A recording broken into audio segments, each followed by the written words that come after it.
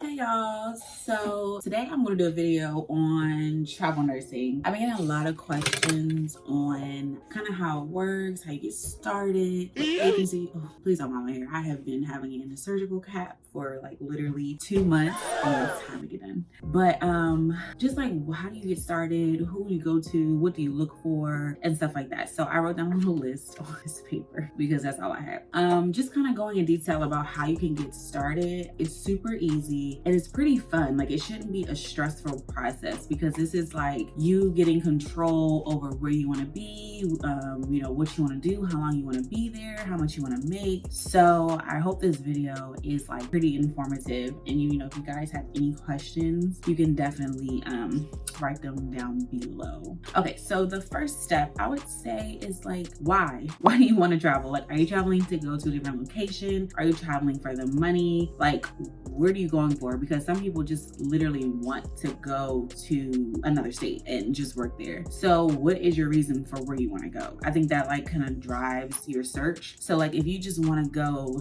like say if your family lives somewhere else, like, hey, I want to go to like Nebraska for 13 weeks or whatever. That's a great opportunity because you have somewhere to stay. You're going to be with your family. You're going to be working. Like, it's just like a really good opportunity. But sometimes you just want to go and make some money. So if that's where you're going to be, you have to be super flexible because you never know where the needs are that's paying the most money.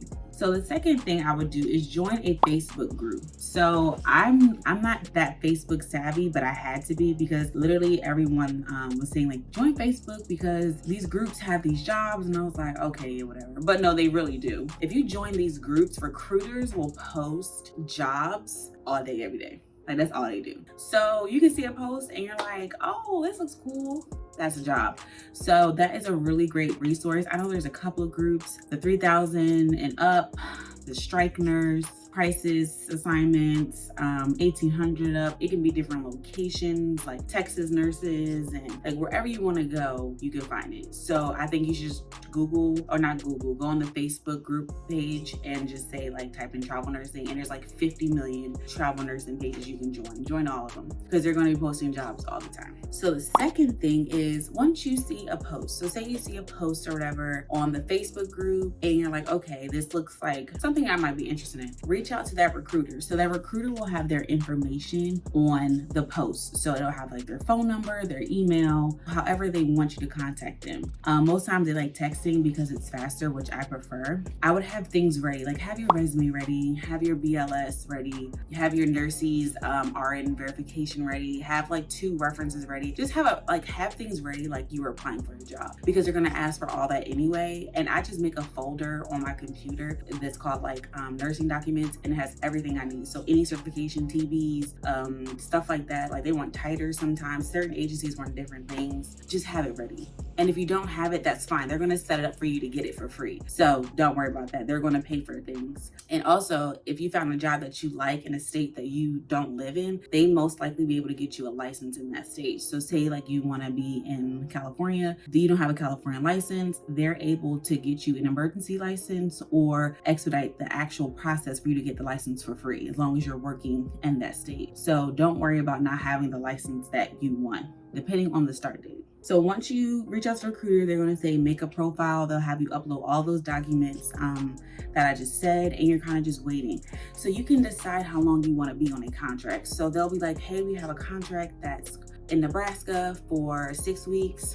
We need someone to start June 25th. Is that okay with you? And you just let them know, hey, that doesn't work for me. I can't start that late. Or hey, I can start earlier. Or hey, I don't really want to be out there that long. Can we see about 4 weeks? Can we see about 13 weeks? It just depends on what you want. So say you want a contract that's shorter, and that, like, say that job that you saw doesn't offer shorter ones, that recruiter can find another job for you. But remember, you don't have to stick to that one agency. So say if this one agency you want to doesn't have the things that you like, you can easily go to another agency. It's really good to have like profiles set up for each agency, just so if you see a job that's like, hey, it's going to be going fast, people are applying, you already have a profile with them. So you're not waiting to upload those documents and the references, all that. It's already ready. So I just suggest, like, even if you're not thinking about going with that current agency now, just have that profile ready to go. That's what I do. I have about like 6 profiles that are just like ready, and like the recruiters send me things like emails and stuff like probably weekly saying like, hey, we have this job coming up, are you interested? So they always keep you in the loop. So I think that's a really good opportunity. And just be really clear about what your position is. So say if you are like a NICU nurse, you know, you found a NICU assignment and you're like, I only do NICU. I only have, you know, my NRP. I cannot do adults. Make that very clear, because it seems like, you know, when you get in the hospital setting on these contracts, they say, oh, you're a nurse, you can go here, you can go over there. No, if I'm contracted for this position, this is the only position I can go to. So I think that's very important. Like when you get on assignment, it's stay firm to what you are. Like even if you're like an ER nurse and they need you in med surg, no, I'm an ER nurse and this is where I'll be, because they think that they can float you anywhere they want, and that has nothing to do with your specialty. So I think you just be firm about, you know, this is what I'm here for, this is what I'm contracted for. If there's no need for me, I could do something else related to my area, but you are not going to send me all over the hospital doing things. So I think that's like the gist of starting with travel nursing. That's all I have written down actually. So if I'm missing anything, if you guys have any questions, let me know. But I just thought I'd just do this quick little video because I've been getting a lot of questions about how to start. And like this is obviously a really great season for it due to this pandemic. I want everyone to start doing what they said they were going to do. You know, they wanted to travel and this is the time. So let me know if y'all need help with anything. I'm here to support y'all. Thanks.